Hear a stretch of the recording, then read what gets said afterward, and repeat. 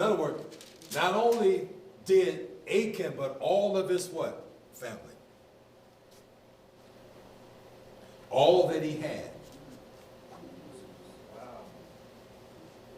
His daughters, his sons, his sheep, his oxen, they were all affected by what? His sin. He took it, it became a curse. I'm sure he did not know how this was going to affect everyone. Perhaps he may have pleaded, Joshua, Lord, take me, but please touch not my family. But God dealt with the whole family of Achan. Why? Because he took the accursed thing. Why?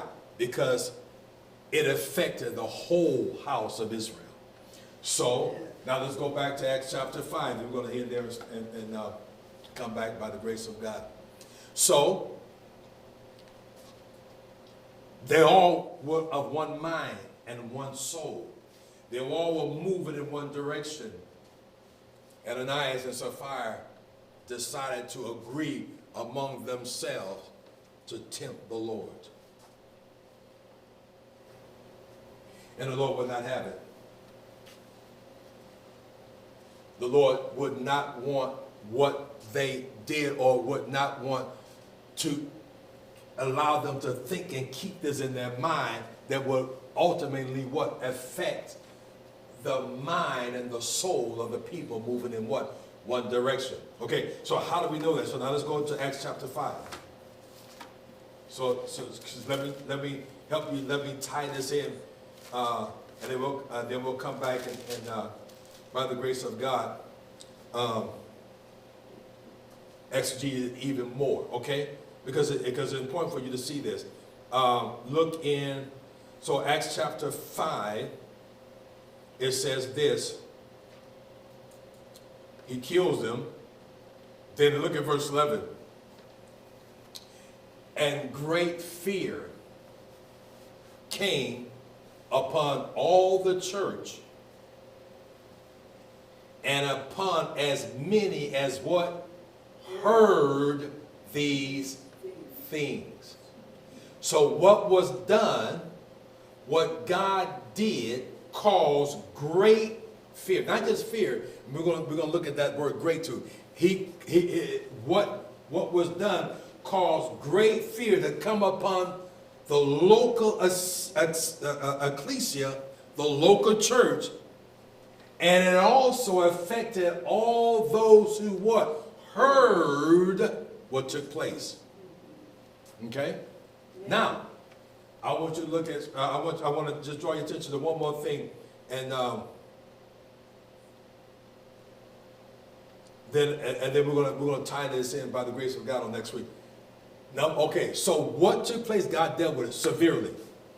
Okay? Because he didn't want it to affect the mind and the movement of the church. Okay? By doing this, great fear came upon the church. Okay? Those that were there. And it also affected those that heard about what took place there.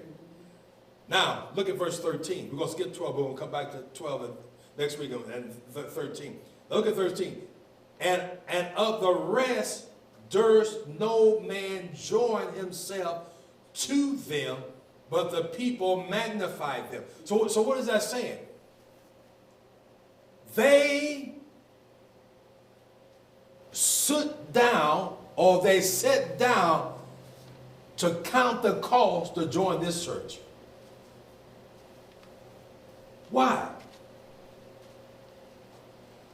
It says, and the rest dared not, or durst not man join himself to them. So there were potential unbelievers that were going to become believers, heard about what took place, and caused them to, let me think about, do I really want to join this church? Do I really want to join myself to this assembly. Because we have what? Heard what went on in that place. Now, look at this. But the people magnify them. The unbelievers, you always have those, you're going to have those unbelievers. You know, they're talking about the church like a dog, right?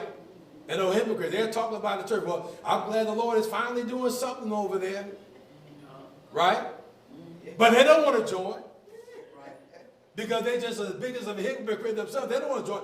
They know it's a move of God, but I magnify the Lord. I'm going. It's about time. And this is what's happening here. They magnify the Lord. They glorify the Lord, but they dare not want to be what? Become a part of that assembly. Why? The fear of lying.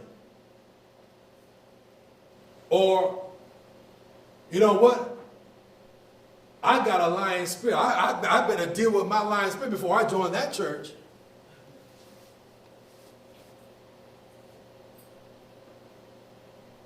I got a gossiping spirit.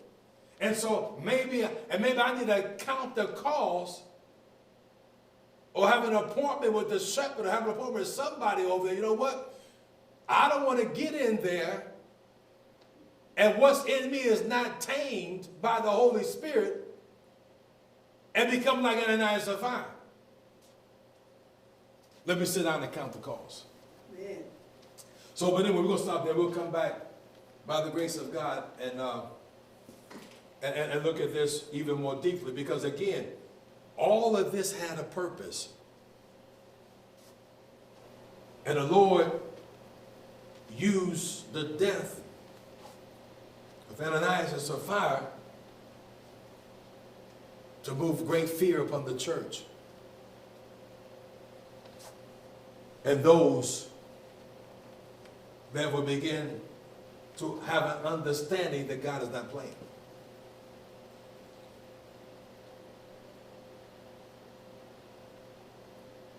So with that, as we move to take communion, let us examine ourselves. Let us examine ourselves to see if we're still in the faith, if we're still loving God.